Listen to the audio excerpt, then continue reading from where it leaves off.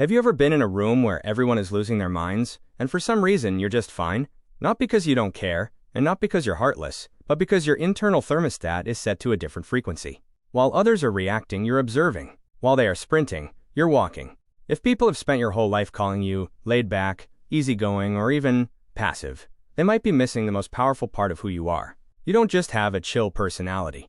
You have a phlegmatic soul. And in a world that is increasingly loud, frantic, and fragile, your stillness isn't a lack of energy. It is your secret weapon. There is a common belief that to be strong or successful, you have to be high octane.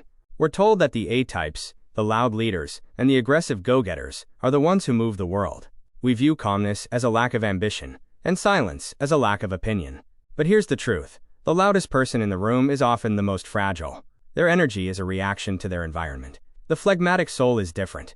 Your strength isn't explosive, it's architectural. You are the foundation that doesn't move when the storm hits. To the outside world, you are the person who goes with the flow. You're the friend who says, "I don't mind you pick the restaurant," and you actually mean it.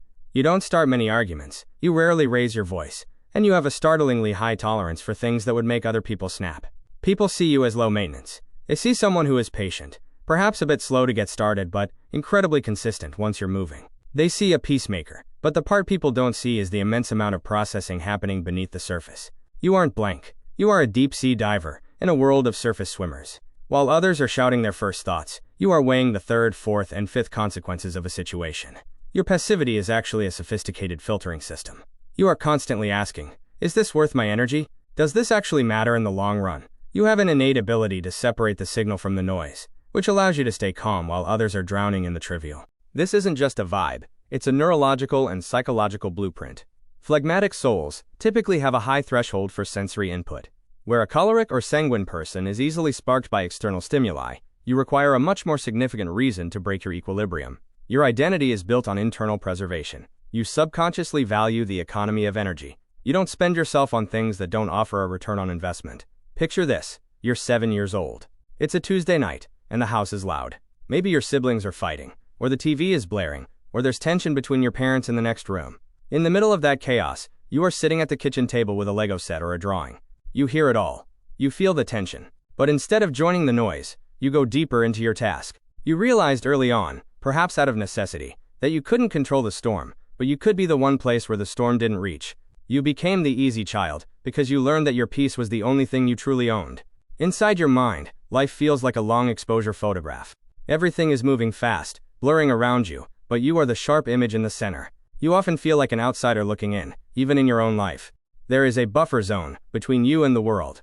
When someone insults you, it doesn't hit your heart immediately. It hits the buffer zone first.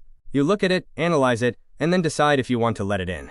This gives you a sense of freedom that most people never experience, the freedom of choice over your reactions. What's interesting is that this creates a hidden duality.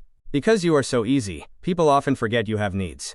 You want to be asked what you think, but because you don't demand the microphone, people talk over you. The fear isn't of confrontation itself, it's a fear of the exhaustion that comes with it. You want deep connection, but you fear the emotional turbulence that other people bring. So you stay in the shallows, appearing fine, when you might actually be feeling lonely in your own stillness. Every superpower has a shadow. When a phlegmatic soul operates out of fear rather than strength, they become the frozen bystander. This is the version of you that uses calmness as a mask for avoidance. Instead of choosing not to fight, you become unable to act. You might drift through years of a job you dislike, or a relationship that's gone cold, simply because the energy required to change feels more threatening than the discomfort of staying. This isn't peace, it's a slow-motion disappearance. In psychology and philosophy, there is a term for your greatest asset, equanimity. It comes from the Latin equus, even, and animus, mind. It's not about being numb, it's about having a level mind. While most people are like a small boat tossed around by every wave, equanimity makes you the ocean itself. The surface might have ripples, but the depths are undisturbed. In your career, this makes you the crisis manager. When the deadline is looming and the system crashes, you're the one who takes a breath and says, okay, let's look at step 1. In relationships, you are the safe harbor. People gravitate towards you because they can be messy around you without you catching their fire. You provide a grounding force that others desperately need to feel stable. But we have to be honest about the cost. The trade-off for your stability is often frictionless inertia. Because you don't experience the highs of anxiety, you also miss out on the highs of urgent motivation. You might find it hard to start new projects. You might struggle to show passion in a way that others recognize. Your challenge is learning how to light a fire under yourself when there isn't one burning in the building.